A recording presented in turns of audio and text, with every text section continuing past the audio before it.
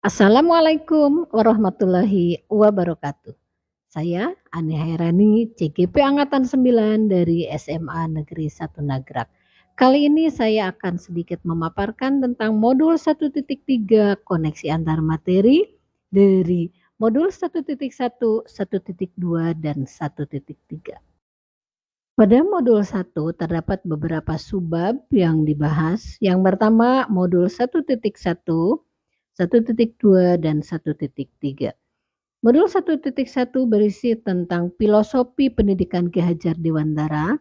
Modul 1.2 berisi nilai dan peran guru penggerak, dan pada modul 1.3 berisi visi guru penggerak. Pada modul 1.1 di sana dijelaskan bagaimana filosofi pendidikan yang akan membentuk seorang pelajar menjadi pelajar yang memiliki profil pelajar Pancasila. Semua itu harus dituangkan dalam rumusan visi guru penggerak dengan paradigma inquiry apresiatif. Kemudian pada modul 1.2, nilai dan peran guru penggerak di mana seorang guru penggerak wajib atau harus memiliki nilai-nilai dan peran sebagai guru penggerak. Karena nilai dan peran guru penggerak ini nanti akan menjadi tuangan yang sangat penting di dalam rumusan visi guru penggerak pula.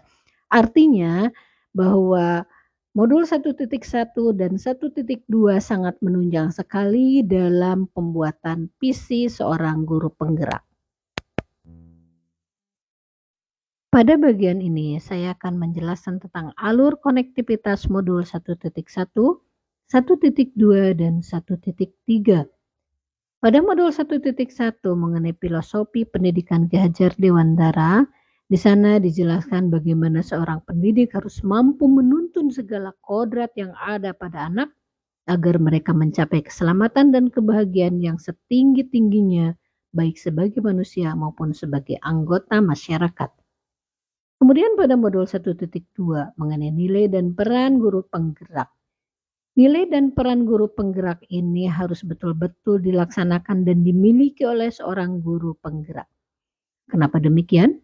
Karena semua itu akan membawa seorang murid yang akan memiliki daya saing, daya sanding, daya lenting, dan daya lentur.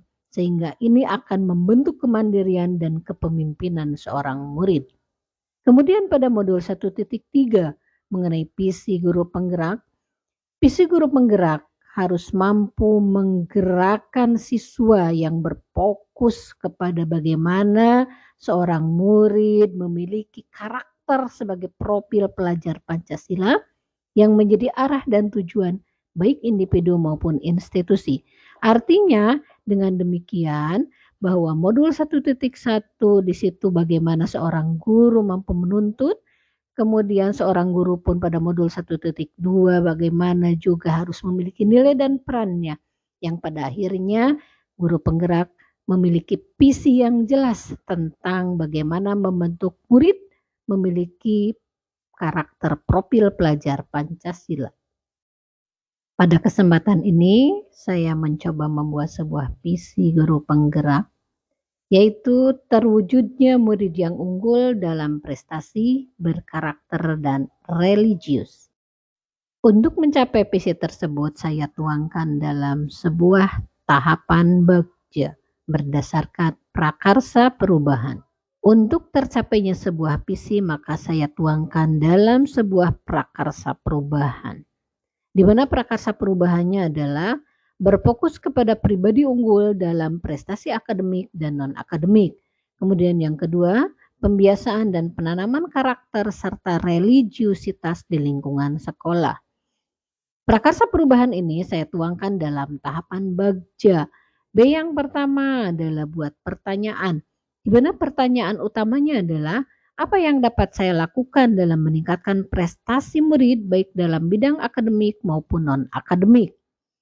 Maka tindakannya adalah berkolaborasi dengan pimpinan dan unsur-unsur pimpinan dalam rangka menyusun kegiatan motivasi untuk berprestasi baik dalam bidang akademik maupun non-akademik. Pertanyaan kedua dari B yang pertama adalah bagaimana cara menanamkan karakter dan membangun kebiasaan melaksanakan budaya religius di lingkungan sekolah? Maka tindakannya adalah mensosialisasikan kepada warga sekolah untuk bersama-sama melaksanakan kegiatan yang masif, penanaman karakter, dan sikap religius. Tahapan kedua dari Bagja adalah ambil pelajaran. Di sini pun saya ada dua pertanyaan. Pertanyaan yang pertama, siapakah yang dapat memberi penjelasan dan pemahaman bahwa murid penting berprestasi akademik maupun non-akademik? Maka tindakannya adalah menggali informasi sekolah mana yang telah menerapkan dan mengembangkan murid-muridnya yang berprestasi, baik akademik maupun non-akademik. Pertanyaan yang kedua, kegiatan apa yang dapat memotivasi murid yang menjadikan murid-muridnya berkarakter dan religius?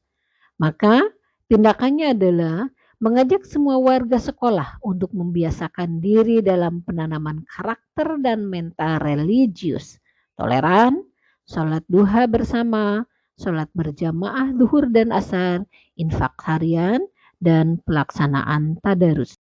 Gali mimpi. Ini merupakan tahapan ketiga dari Bagja. Di mana pertanyaannya, bagaimana perasaan saya dan seluruh warga sekolah ketika semua murid mencapai prestasi akademik maupun non-akademik? Dan bagaimana jika seluruh sivitas akademik ke sekolah bersama-sama memakmurkan tempat ibadah dan memiliki karakter yang baik serta religius? Maka tindakannya adalah memberikan reward kepada murid yang berprestasi baik dalam bidang akademik maupun non-akademik, juga kepada guru-guru yang menjadi tauladan dalam karakter dan mental religiusitas sehingga tercipta iklim yang sesuai dengan cita-cita profil pelajar Pancasila. Tahapan keempat adalah jabarkan rencana. Pada tahapan ini, pertanyaannya adalah langkah kolaboratif apa yang dapat dilakukan bersama-sama untuk membentuk murid-murid yang unggul dalam bidang akademis maupun non-akademis.